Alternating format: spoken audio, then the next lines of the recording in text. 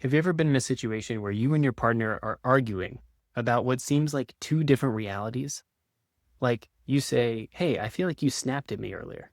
And your partner says, "I didn't snap at you. What are you talking about? Why are you gaslighting me right now? Why are you changing reality on?" So both people feel bad in that moment. And they are arguing about something that feels very serious to both of them. One person feels wounded because their partner snapped at them, and they feel kind of bad that their partner is totally dismissing the impact of that moment. While the other partner feels totally dismissed because they have this reality of what happened. They didn't think they did anything wrong. And now they feel like their partner is saying something that they did was harmful to them. And that feels bad, right? To them as well. Feels like they are being punished unjustifiably. So you can imagine how both people feel in this scenario. I wonder if you've ever gotten yourself into a scenario like this with your partner. If you have, drop it down in the comments below and let me know if this feels kind of familiar. That's what we're going to talk about in today's video, because I see this all the time in couples that I see in couples therapy. And what it is a difference between intent versus impact. What really causes the problem here is arguing about the facts. Both want to say, no, the fact was this, no, the fact was that. Whereas in reality, the facts barely matter. What really matters are the feelings underneath. So if you're new here, my name is Wes. I'm a couples therapist, and this channel is devoting to helping you improve your relationship. If you are interested in working with me for couples therapy or relationship coaching, check out my website down below and let me know that you're interested, and we can get in touch. Without further ado, let's dive into the video for today. So the issue here is that one person in this scenario is talking about the impact that it had on them, right? So I feel like you snapped at me is really talking about the impact of I feel bad because my interpretation of events was that you snapped at me or had a tone, something that made me feel bad in the moment. And so they're talking about the impact on them being that, whereas the other person is talking about intent. Their intent was not to cause you harm, right? They were just saying something normally in their mind. And so the intent that they're saying is, well, I didn't mean to snap at you, or I didn't mean for it to come across that way, or I didn't snap at you, right? Maybe it comes out that way.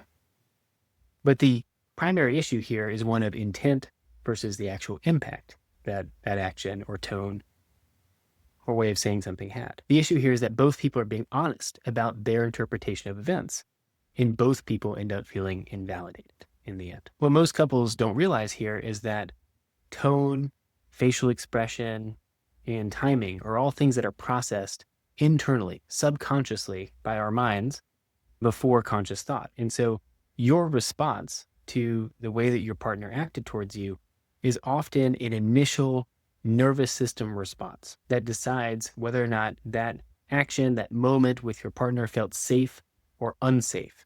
And your nervous system is likely responding to that first. So by the time that you're explaining yourself to your partner, the other person may already be in fight, flight, or freeze response because their nervous system reacted in some type of way to the tone of voice, your facial expression, or something like that. Now, does that mean that you did something wrong? No, it doesn't necessarily mean that you did something wrong. But that's how quickly these things can go south because of an automatic reaction that happens in one or both partners' nervous systems. And that's how you end up with two different realities. The other thing to keep in mind here is that our memories are encoded based on the emotional state that we are in at the time. So memory is automatically fallible. People might remember a certain event in totally different ways. And that's because of that nervous system response, that safety or lack of safety response in the moment that then affects how the memory is actually encoded later on too. When we're talking about this reaction to tone or facial expression, etc., it's important to realize too that for some people, a certain tone that a partner takes on may feel way more threatening than it does to other people.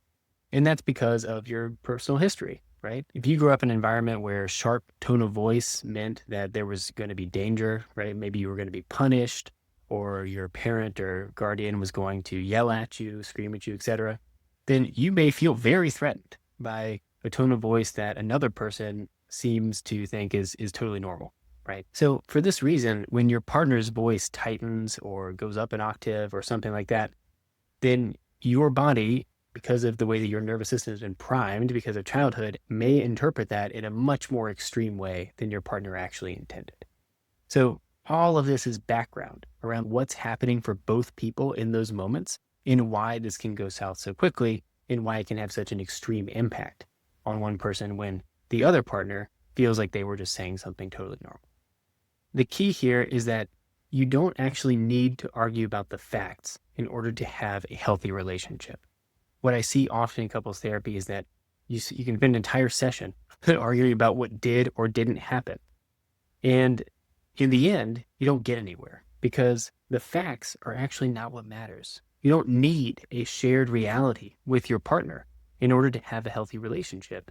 You need a shared sense of care about the relationship and about the other person, in an openness to hearing what felt true for them in their world and what the impact of what happened was on them. So if you're in this situation with your partner, here's what actually helps. And here's what emotionally mature people would do in order to handle the situation with care and acknowledge what's going on for your partner. If they bring up something that you feel is invalid, but they said had an impact on them, like, hey, I feel like you snapped at me in that moment. Part of this requires you regulating your own nervous system in the moment.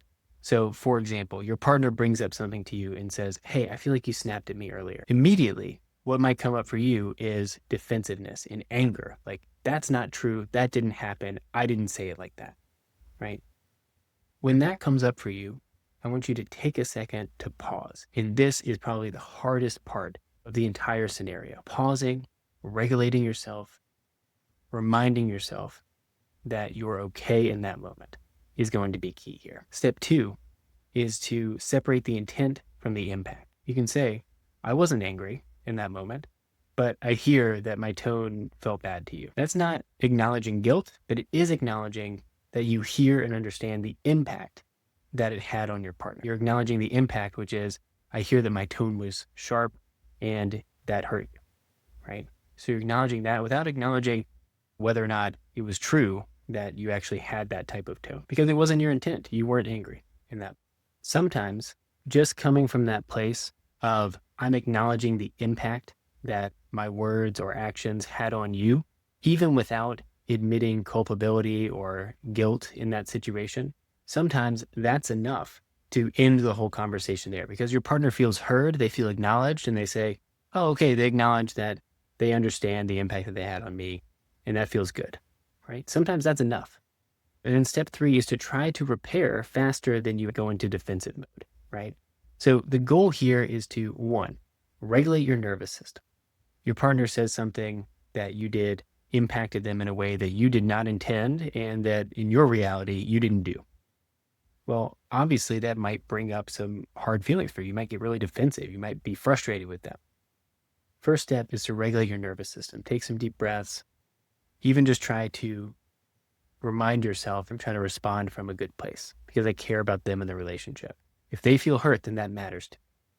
Step 2 is hear them out. And this doesn't require an admission of guilt. You can say, I wasn't angry, but I hear that you felt like I snapped at you. Or I hear that you felt bad in that moment. And then repairing, which is step 3, which is you can say something along the lines of, hey, I hear that you feel like I snapped at you. That wasn't my intention, but I care that you felt that way. And I'm really sorry. Okay. So you are saying sorry for how they feel and trying to repair in that moment, trying to repair the feeling that they had that something went wrong in that moment. The goal here, more than anything, is to have your partner feel heard by you, to feel like they are acknowledged in the impact that was had on them. When people feel that way, that can be really affirming. That can help them feel like you care enough about them in the relationship to feel calmer and safer in that moment. And that goes a huge way towards repair. Now, this part is really important because I wanted to add on this extra piece here, because there may be a situation where you or your partner constantly interprets what the other person says in a negative way, even when they don't intend it that way and when their reality is that they are just speaking normally, for example. And usually the issue here is that there's old material being activated. So here's how you would tell the difference. Ask yourself these 3 questions. Where do I feel this feeling in my body? What urge just came up? Is it an urge to defend or explain or shut down? And number 3 is, how old do I feel right now? Okay. And that's in response to your partner's tone, for example, that you interpreted as angry or mean or coming from a really negative place. So ask yourself those 3 questions to introspect and understand what's going on for me right now, and how might that be impacted by older material in my psyche. And if you start to feel small, panicked, like you need to withdraw or shut down, then that's probably a sign that there is something coming up for you that needs to be addressed at a deeper level first, in order to solve this interpretation of everything your partner says or does in a negative way. The way that you work on this is through internal leadership, not trying to externally control your partner to get them to apologize constantly for the way that their tone sounds. And this can be kind of tricky. The internal leadership piece is acknowledging to yourself that maybe there's something deeper that you need to work on, ideally getting outside help from a therapist or somebody who's qualified to work through that with you. And then instead of asking, why is my partner talking like that to me all the time? Instead asking, what meaning is my body automatically making of what my partner is saying right now? The more you can repeat that and question the kind of meaning that your body is making of your partner's statements, the more you can begin to then say, I want to remain present right now. I want to remain open to my partner, and I am going to remain present, but I need a second to get my body under control. So what that could involve is internally, mentally, in that moment when it sounds to you like your partner snapped at you, reminding yourself, my partner loves me, they care about me, this is just some old stuff getting activated, they don't actually sound like that. And then trying to breathe in that moment, or go take a time out, take a few seconds to do this on your own. Breathe, remind yourself internally, this is my core wound coming up, this is my parent, guardian, whoever it is, their voice that I'm hearing through my partner right now. And trying to work through that internally before you respond to your partner. And if you do respond to your partner like, hey, I feel like you snapped at me, and this is something that's been recurring again and again and again, and your partner really is like, I am not doing that, I don't know what you're talking about, then you can say, hey, I've been thinking about it, trying to work through this. I don't think that it's you or just you every single time. I think that it's some old stuff coming up for me, and I'm sorry, I'm working through this. Just know that I'm trying not to hear you in that way, and I'm trying to work through this on my own. That will go a long way towards beginning the healing and repair process between you and your partner, and will help you over time begin to hear and see what they say in a less negative way. Finally, the last thing that I want to bring up here is there are situations where this is actually just a boundary issue. If your partner is consistently actually talking in a tone that is meant to belittle you, put you down, or in some way express contempt towards you, then that could be emotional abuse and is not something that you should tolerate in a long-term healthy relationship, especially if that happens and repair is not present at all in the relationship. You need to be aware of whether or not that's happening, whether repair is happening, if you bring this up to them, if they repair or try to hear you out, or if there's a way that you guys get back to zero, or if they just keep piling it on.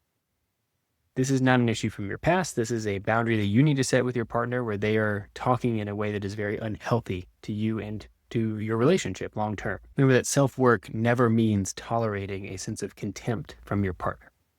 So step 1 here is to bring it up to them and explain how it's coming across to you and the impact that it's having on you. And then step 2 here is to draw a boundary if you need to. You can say, hey, I'm not going to be in the same room with you if you continue to speak to me in that way. You can also say, I'm okay with being in a relationship where my partner speaks to me in that way. That is you drawing a boundary around the type of language that your partner uses and the way that they communicate with you, if that is the issue long term. So in conclusion, it's not worth it to argue about the facts of what did or did not happen in most situations. What's more important is to understand the impact of what happened on one person and the intent behind what happened or what was said by the other person. Most couples don't need better communication. They don't need to hash out what did or didn't happen in their shared reality, because those realities can be flawed, they can be misremembered, etc. What they do need is a sense of emotional safety and the mutual understanding that showing care to our partner and having a shared sense of care about this relationship, responding from that place of care, hearing the other person out, showing understanding for the impact that was had on them, that's what creates a healthy, mature relationship long term. Remember that as safety increases, the fight about what actually happened ends up fading. And that's where real connection takes place long term. If this video was helpful to you, please give it a thumbs up, like it, share it with somebody who it might be helpful to, and leave a comment down below telling me how this video was, if it impacted you, and if this is a dynamic that comes up for you in your own relationship, and any additional questions that you might have about how to handle it. Thank you so much for watching as always. Stay tuned for next time. Good luck.